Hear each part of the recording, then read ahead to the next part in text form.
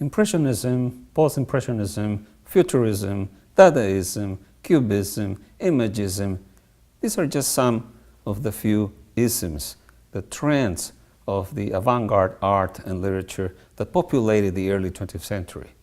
They revolutionized our conception of what is aesthetic and what is artistic. What we have here is a famous painting by Claude Monet, a late 19th century, early 20th century French painter who traveled to London several times specifically to catch that moment in which between the fog and the twilight you could see the blurred borders of the British Parliament. Interesting. Between the years of 1899 and 1901, Monet went to that city because he was looking for something different. He was not looking for a realistic representation of the British Parliament. No, that was not cool anymore. What was cool was to play with the effects of visuality, the effects of not only the fog, but also how you perceive of those visual phenomena. Obviously, after Impressionism, which was also represented by Manet and other important painters, we have post-Impressionism, particularly with Toulouse-Lautrec, another French painter who represented Marcel Lender dancing the bolero in Chiperique. The low-life part of Paris, that was of the interest of Toulouse-Lautrec, who himself was a very conflictive guy. He had a deformity in his leg, so he wasn't very tall.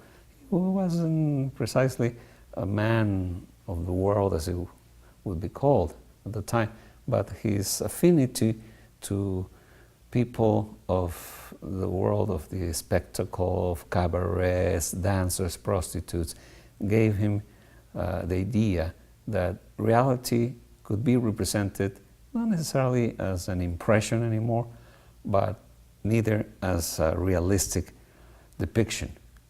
And Gauguin, another post-impressionist, interesting painter who went to Tahiti and came back with many ideas about the life of the people there living near nature. This painting, entitled Fata Te Miti, by the Sea, dates from 1892. Considered a post-impressionist because of his relationship, kind of naive with nature. You know, his representation of the world is not precisely impressionist, but is neither realistic anymore. So Impressionism and post-impressionism kind of predate the arrival of what is considered the first avant-garde movement in European history. In the hands of an almost forgotten poet, the Italian Filippo Tommaso Marinetti, who in 1909, together with the French poet Guillaume Apollinaire, published the Futurist Manifesto in the daily newspaper Le Figaro of Paris.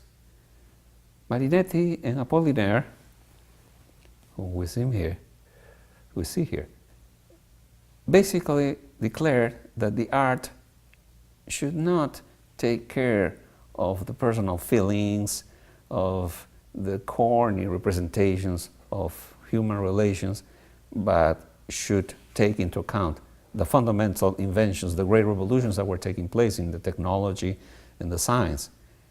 That's why it was called the futuristic movement.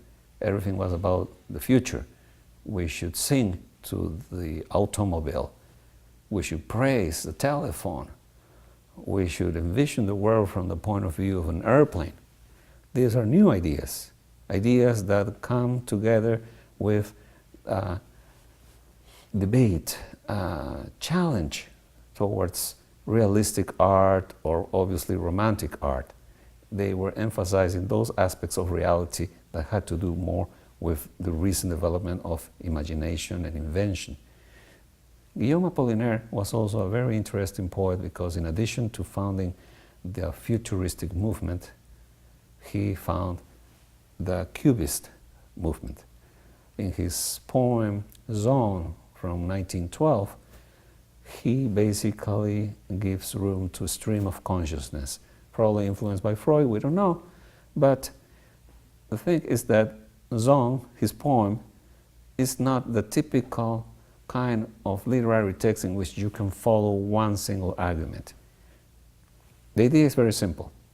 Just when you think of yourself in class, you're probably paying attention to the teacher, but after a few minutes you're thinking of your girlfriend or boyfriend, about being hungry, or if you're tired, about your parents, what you're going to do next, maybe about your dog. A lot of thoughts come to our mind all the time. It's very hard to really think of one single thing for an extended period of time. It's not usual, it's not normal, it's probably not human. We're not robots. We tend to get distracted. We tend to be assaulted by our unconsciousness, our desires, our pains, and all that disorganized amount of thoughts and feelings come into our mind all the time. So why not represent them in a poetic form, from a multiple point of view? Why cubism? Because when you see a cube, and trust me, this is true, you can only see 3 sides. Okay, a cube doesn't have 3 sides, it has 6. How do you know? There are 6 other sides there if you don't see them. Well, because from experience we can guess, and we have been taught that cubes are formed by 6 equal squares in the form of 6 sides. Okay, but what if you represent the 6 sides at the same time? So the cube becomes cubist, the multiple point of view. That was something envisioned by Apollinaire in his poem Zone. But he also invented, or more or less developed, a different kind of poem called a calligram. Poems that were conscious of their visual materiality. Like in this poem about the Tour Eiffel, in which he salutes the French language and despises the Germans, in the form of the most representative monument of French architecture, the Tour Eiffel, built to commemorate the 100 years of the French Revolution in 1889. So what could be more French than the Tour Eiffel? Probably a French poem in the form of the Tour Eiffel. Calligrams are, as the name says, beautiful writing. A writing that not only stresses the meaning of the words, but also the form, the design. They take the space and create poetry with forms, not only with words. Apollinaire, in that sense, was a revolutionary of poetic language in 1912, 1914, pretty early. In those same years, although he is much older here, a Spanish painter, Pablo Picasso, came into scene. At that time, a lot of people were traveling from Spain to France, from England to France, from the United States to France. Why? Because France was considered at that point the mecca of intellectual and artistic production. Pablo Picasso went to France and established himself there for quite a good time and learned about the futurist manifest, the cubist poetic writing, and he envisioned something that in painting probably nobody like him could do better. Pictoric cubism. Weird, right? This is a self-portrait of Picasso. This self-portrait represents the painter, not in a realistic way, precisely. How come the 2 eyes be represented at the same time if this is supposed to be the perspective from the side, a profile? Cubism. Realism won't do it. Photography won't do it. Artistic imagination breaking the rules of perspective, being on the side and in front of the model can do it. Cubism. And many other paintings, like this one called Free Women, where you can also see the decomposition of the characters. You can distinguish free people there? Yeah, probably. But are these normal people? Are these people represented in a way in which we usually see them in reality?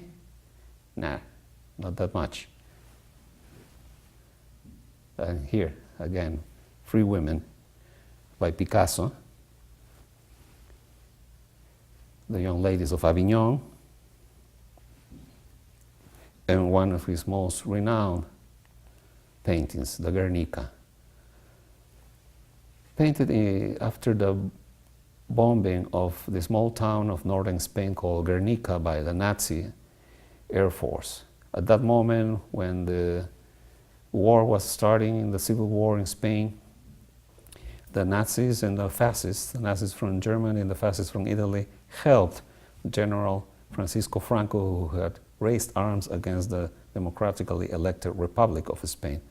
So Guernica, which killed thousands of its inhabitants, was a deep wound in the soul and the mind of many artists in the 1930s.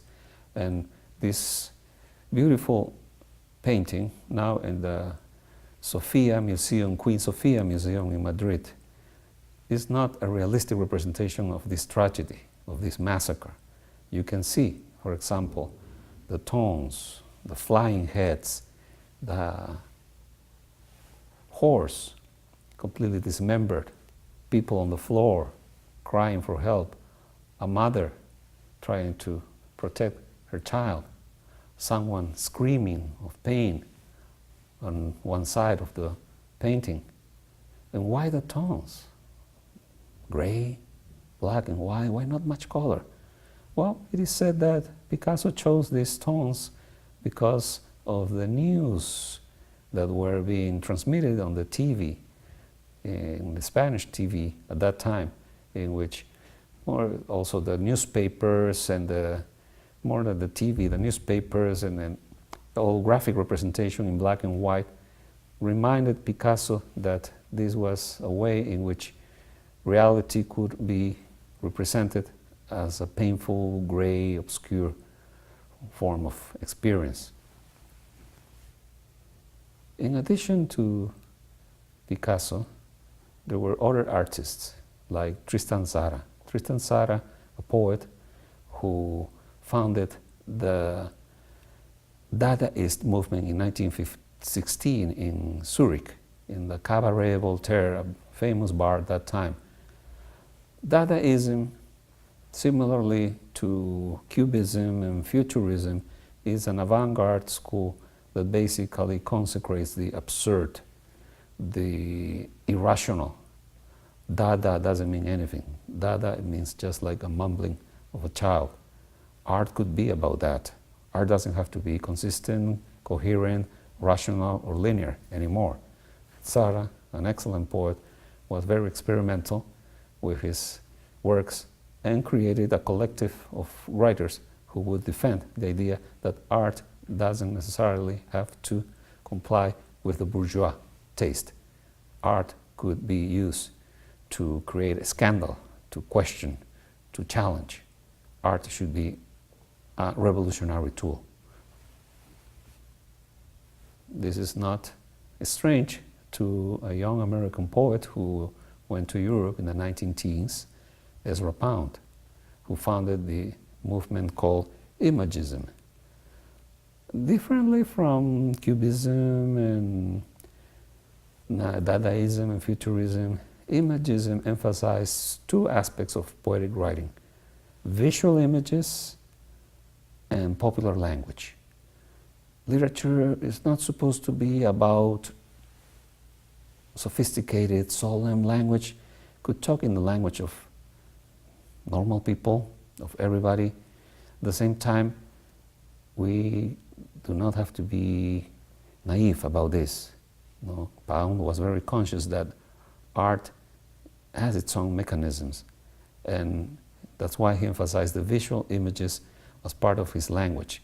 This tradition of the avant-garde is called the Anglo-Saxon tradition, as opposed to the continental avant-garde formed by the former schools that I mentioned, Futurism, Dadaism, Cubism, and others. That's the very important surrealism that we're going to explain next.